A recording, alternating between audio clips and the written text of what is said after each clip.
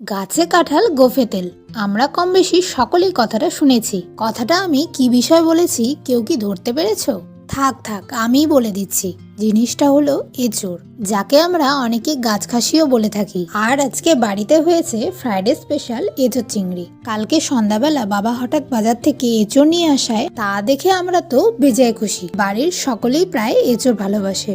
তাই আজকে সকাল সকালই বাবাকে বললাম, বাজারে যদি চিংড়ি মাছ পাও তাহলে একটু নিয়ে এসো তো।